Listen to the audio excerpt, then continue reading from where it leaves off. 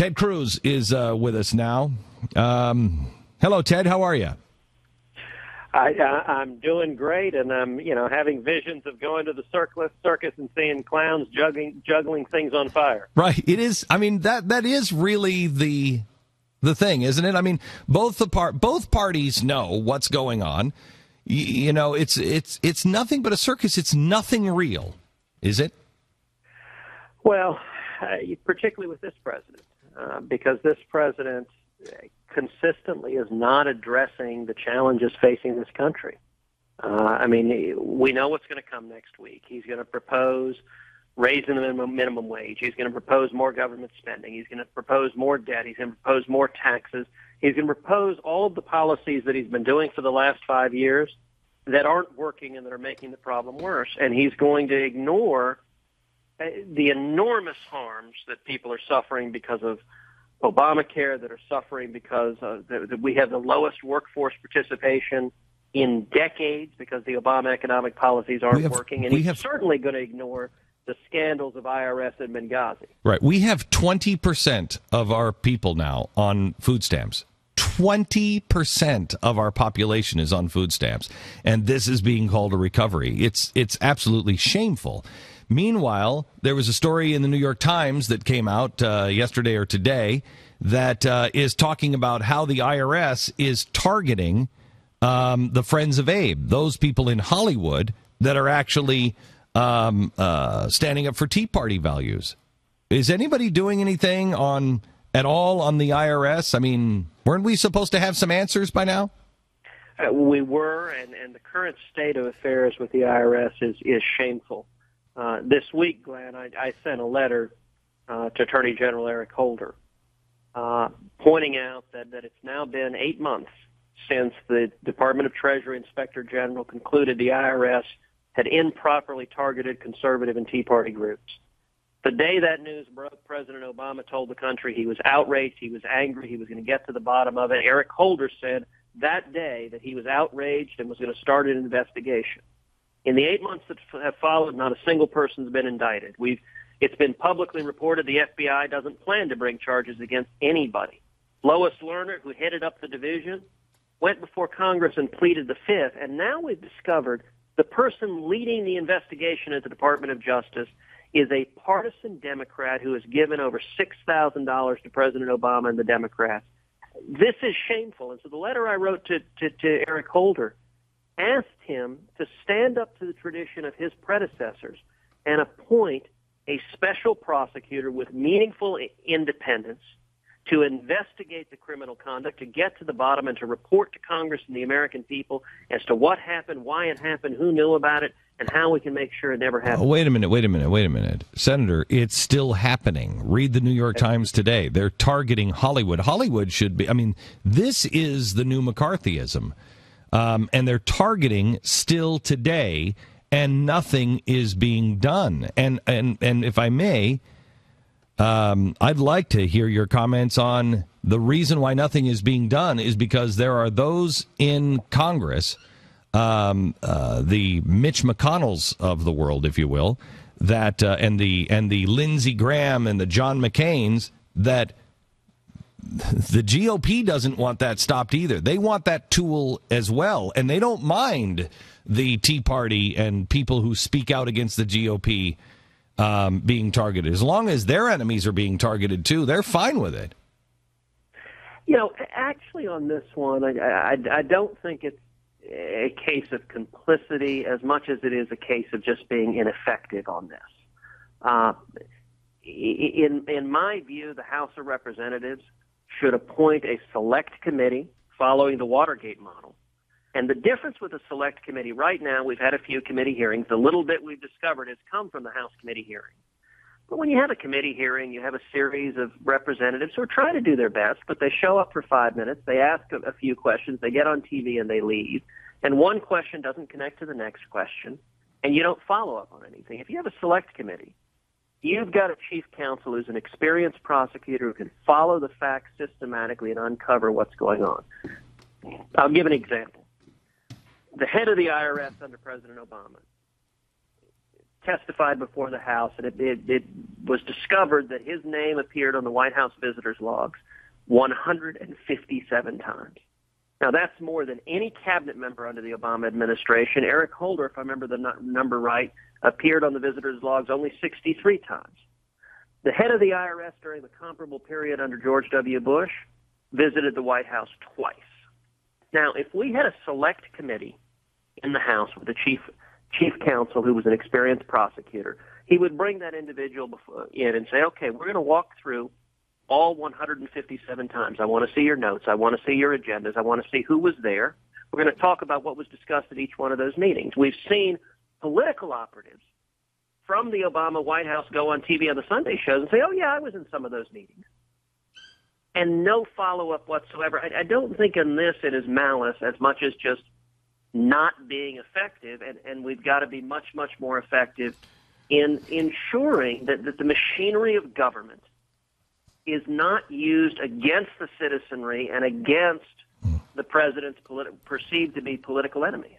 6 months ago, again, the machinery of the Republicans, however, 6 months ago, you and Mike Lee and a handful of others calling for the defunding of Obamacare. You were destroyed by your own party. Now it's been fully funded. Things are, the wheels of this thing are going to come off eventually, and anybody who didn't stand up to defund this and stop this is going to be remembered as, some of the worst people ever to serve in Congress or in the Senate or in the White House. Has this ship sailed? Is there any way to reverse this now that it's been fully funded? I believe there is. I believe we are going to succeed in repealing Obamacare because it's a disaster and it's not working. And everyone understood that this was going to be a drawn-out and difficult fight. But I think, the proof is in the pudding. If you look at the result of what happened last fall when we had over 2 million people across this country sign the national petition at don'tfundit.com, light up the phones at the Capitol. If you look at what we did together, I think we elevated the debate over the harms of Obamacare. And look where we are right now.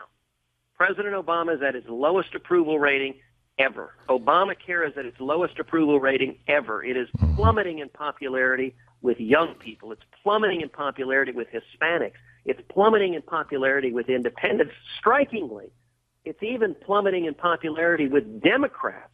So here's the thing.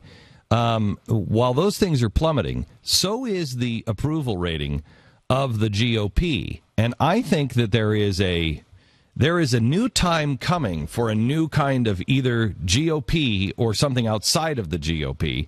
For the first time ever, Sean Hannity, Mark Levin, and Glenn Beck, and hopefully Rush Limbaugh are all on the same page, not because we're coordinating or anything else, but because we've all come to the same understanding ourselves in our own world, and we're all moving in the same direction, and none of us are moving in the direction of the GOP. For the very first time, all of talk radio, which is supposed to be this GOP organ, is the furthest thing from a GOP organ. What do you see as the future for the party, especially coming to 2014? Because you're not going to get people to rally around the GOP flag, at least I don't think, unless those people in the GOP are like you and less like, Mitch McConnell. Well, Glenn, I think you and Mark and Sean and Rush are like Paul Revere and Patrick Henry. I mean, you are sounding the alarm. And you're speaking the truth, and that is powerful, and it's critically important. But I think the answer is to bring the Republican Party back to the principles we should have been standing for. Can it be done? Bring it back. Can it be done? I think it can. And a period of time I would look to for inspiration and encouragement is the late 1970s. The late 1970s, I think where we are now is eerily similar to the late 1970s, with a president in office with failed economic policies producing malaise and stagnation, with feckless foreign policy, and with a Republican Party that has lost its moorings. Well, that would, if we're in the late 1970s, that would assume that there was a Ronald Reagan on the horizon, somebody that might, say, I want to run for president, and I have very strong values, and you can look at my track record. If only there was somebody like that. Do you know of anybody like that that's thinking about running for president of the United States? Well, look, what I'll say on this is I hope there are an abundance of Reagans out there. But if we were to get specific, just one. Because all we really need is one. We need one Ronald Reagan. One Ronald Reagan. Any thoughts on who that might be? I'll say this. I think every person who might be thinking about it, the path that they ought to follow is to stand up and help lead the fight. But is there one that, let's say, has his name starts with a T and ends in a Z and has Ed Cruz in the middle? Is that guy? I got to say this, Glenn. I think you're actually advertising. No, I tell you, we just went through the list of the Washington Times just did a list of, what was it, 39 Republicans, and the only one that all four of us here on this program immediately agreed to was you. We would pull a lever for you today, and you're the only one. We all had three on our list, but you were the only one that we all said, absolutely, Ted Cruz. Without and I think there's a lot of Americans that would like to hear you say right now. So, are you willing to there you go. Make the announcement? Because we'll make it for you, Ted. We'll make it for you. We're not above that. Well, I appreciate it. Very kind encouragement. I'm going to do my best not to make news this All morning. right, okay. All right. Now, let me ask you one more question. When would be the time, though? All right. When would be the time? Seriously, if you were going to make the announcement, when would that announcement come? I mean, you'd want to make it soon enough so that you gain momentum. Okay, stop. Okay, so here's a serious question for you. I legitimately want to know. I know. Is it 2015? So here's a serious question for you on another candidate. You worked for Greg Abbott, did you not? Yes. He's running for governor of the great state of Texas. You know that if we lose Texas, we lose the republic. Not only the Republic of Texas, but the republic itself. Texas is coming under the gun big time. The Democrats and the progressives are targeting Texas to turn it blue. Is Greg Abbott the guy? You're right that the Democrats are targeting Texas. They're putting millions of dollars into Battleground Texas that is organizing, and their objective is to turn Texas blue. If they succeed, the country is lost. If they succeed, the Obama-Clinton agenda will continue for decades because no Republican ever again wins the White House if Texas turns blue. So the peril is significant. I can tell you with Greg Abbott, he's someone who for 5.5 years I worked side by side with. He appointed me. He is a close friend. He's been a mentor to me. He is a strong, principled conservative. And he's courageous. And I got to tell you, after a year in the Senate, I have come to appreciate that if there is one quality that is sorely lacking in political leaders, it is courage. It is the willingness to stand up and do what's right, even in the face of opposition and criticism. And Greg Abbott is a man of principle and a man of courage. Oh, that's good. All right. Senator, thank you so much. And we look forward to hearing your announcement. Well, I'll tell you what I will announce, which is a different thing. We started the conversation talking about the IRS. Yes. And as you know, the IRS has proposed new rules to make legal what they did in the past, targeting conservative groups and Tea Party groups. On our website, I want to give a website that is cruz.senate.gov/IRS. Let me say it again, cruz.senate.gov/IRS. That's a special website we've set up that allows citizens to go and comment. The comment period is open until February to comment on these IRS regs and tell the IRS, don't trample on our free speech rights. So please go to cruz.senate.gov/IRS and comment. What are they specifically? I've only got about 40 seconds. Specifically, can you give me a couple of highlights that we should look for in these new regs? Well, what the new regs do is they formalize the process that the IRS had been doing before, singling out Tea Party groups, conservative groups, and trying to prevent these guys, citizen groups from engaging in voter education. The left wants to silence the people, and we need to stand for the Bill of Rights, and stand for the Constitution, and stand for the people. Thank you so much, Senator. I appreciate it, and we'll talk again soon. Thanks. God bless you. You bet. Sponsor this half hour is Gold.